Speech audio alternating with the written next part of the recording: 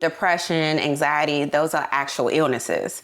We all have something, and we all carry it differently. It was the worst experience of my life, but now you're not suffering in silence, where it actually could go to a degree where some harm is done to yourself or, your child. The same thing is happening with mushrooms. The government gonna make it before y'all do. Right.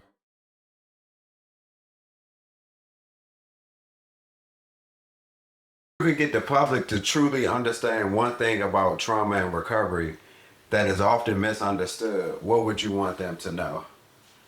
What's misunderstood is the lack of respect that's given to those who have trauma, and it's more so coming from the ignorant standpoint that we don't understand that it actually is a mental and or physical health condition.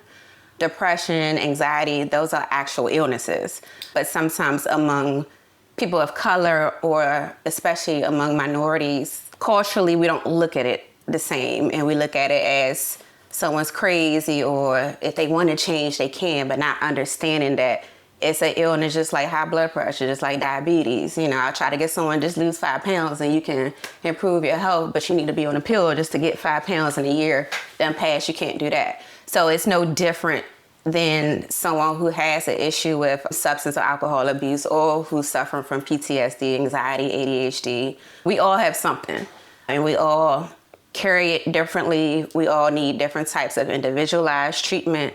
So that's a big thing that we really don't understand, the depth of how trauma can affect individuals. And, it's just a lot of stigmas where we hide from it.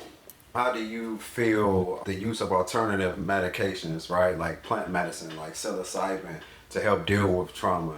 And are people ever introduced it to people, or do you feel it's a stigma behind it currently? Even though there's definitely still a stigma behind it, but I'm all 100% for it. I am certified to do medical cannabis certifications, and I've been doing that for years. So I have certified at least over 600 individuals for medical cannabis. A lot of them have already tried other pharmaceuticals, whether it's antidepressants, and it's just not working for them, or it's not made for them.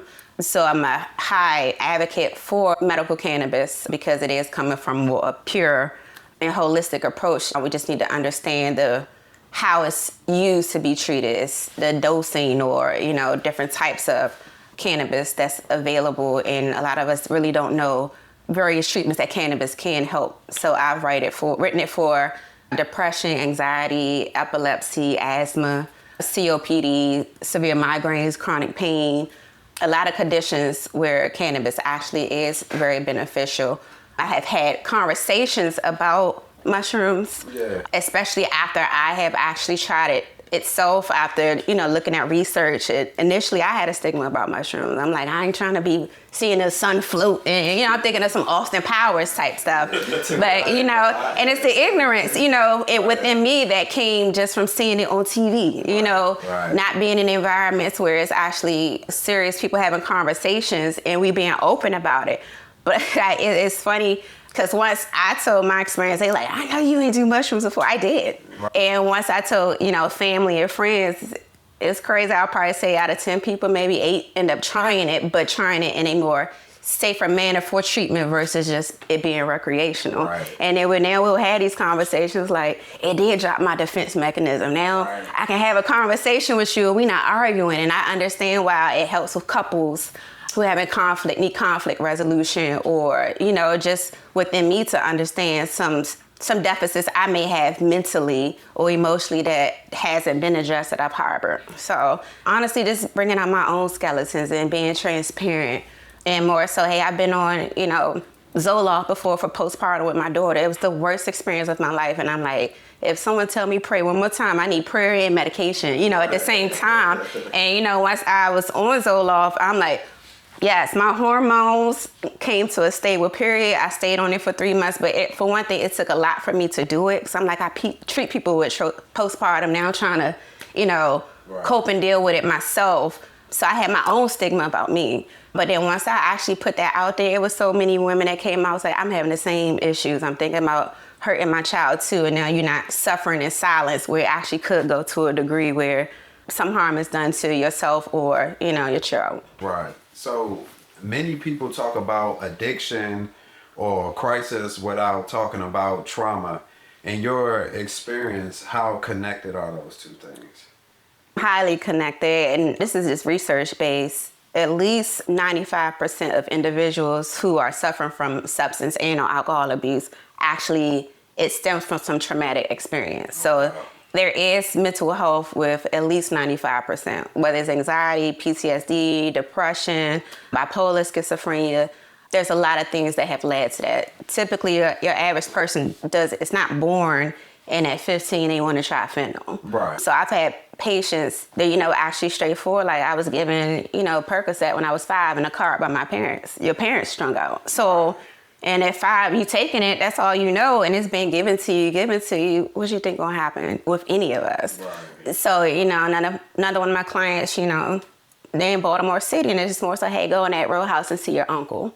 Well, it's not an uncle, and so, you're 7 years old being sent in these different row houses to be raped, just so you can come out for a little piece of a pebble, which we know, what it is for your mother, so your mother's selling you. So, those are like really strong histories, but sometimes we may feel like, oh, mine don't touch yours, so I ain't gonna even say nothing. Like, what you went through is deep. I ain't go through that. But it still should be a tolerance period. Right. So yeah, I'll probably say and for me, 99% have an underlying mental health condition. That's why I made it imperative or important for me to have therapists there in the practice as well as a psychiatric nurse practitioner. Right. Do you think plant medicine like psilocybin would help with some of these traumas and addictions? Absolutely. And I have conversations with patients about it, and they tried it, and they're like, I understand. And the only reason why they tried it is because I said I did. And they looking at me like, you ain't supposed to be doing this. And I'm like, who said that? This God made. So it's more so if you look at the side effect profile of acetaminophen, which is Tylenol, you see 100 side effects. And ibuprofen, same thing. And these are made in factories and machines and all these different chemicals. How many, what do you want to say, products or chemicals are in one cigarette? Right. So, and even alcohol, I'll drink, but I know, hey, alcohol necessarily isn't good for me, but I'm doing it recreationally. So once I'm able to have those open and real conversations, it helps people, because a lot of people don't want to take pills, but at the same time, they're not getting no other type of treatment. Right. They need some help. Right. Would you, right now, as far as like policies, right, it's no prescription for psilocybin, right? Right. Based on the other medications that you have maybe prescribed versus the plant medicine or psilocybin, which would you recommend first for certain patients? Is it like a time where you feel pharmaceuticals would better suit someone, or would you still recommend psilocybin? I would always recommend anything natural first. So I'm always on a natural realm first. Right. So I'll always be a advocate for cannabis and mushrooms, and it's more so not what I read, but what I experienced doing it myself. Right. So yeah, that'll never change. But it's crazy. So how certain things weren't legalized. Back then, medical cannabis was not a thing. Right. you going to jail for possession. Right. And now the same thing is happening with mushrooms. Right. Right. So how the system can be generated and run, and at the end of the day, a lot of this stuff be based on money. Right. So the system, we gonna make it, government gonna make it before y'all do. Right. And it's in our hands. We'll tell you when you'll be punished or not be punished for it. So if the system were to change tomorrow, right? Mm-hmm. Do you think those same patients that you were recommended to, would they take it, or do you think they'll still be hesitant? No, I think being open, people would take it. I think a lot of people do it, they're just not saying nothing. Right. And a lot of people are doing it, but they're doing it incorrectly. Right. And, they don't even want to be open, or because of stigmas or their own personal deficits, why they're not even saying it. Right. So cannabis is a big thing. Right. So, with my substance abuse patients, they have to do a toxicology every single appointment. I would probably say with the results, because we test for THC or cannabis in the tox, I don't care about them using cannabis. I'm more so making sure it's not positive for the fentanyls or the Xanax or benzos. But probably out of 10 of my substance abuse patients, 8 out of 10 of them are coming up positive for cannabis. Right. Because they like, it helped me sleep. It helped with my anxiety. Taking Suboxone to prevent myself from using fentanyl, but then I need this at night to go to sleep because I have anxiety and all these racing thoughts are there. It's a lot that still needs to be done. We made a lot of progress, but I think it's important for people like us who what they feel looks normal and we have it together to really, be open and pull our skeletons out, but stuff that we've healed from and what we still healing from.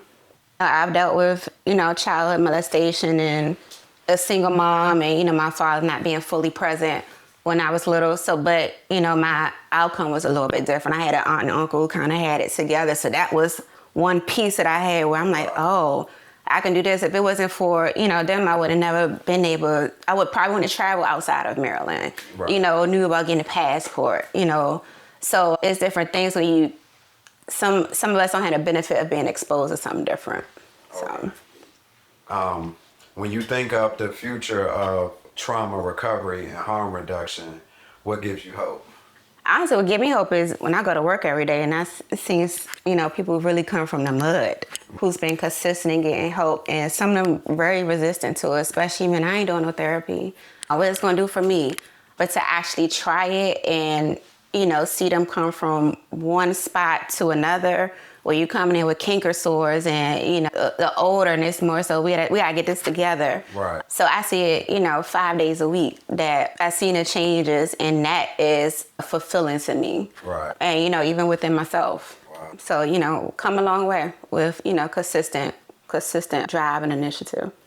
Cool. Yeah, well, appreciate you for coming on. Thank you. Great conversation. Pleasure meeting you. You as well. And we'll hope to see you around soon.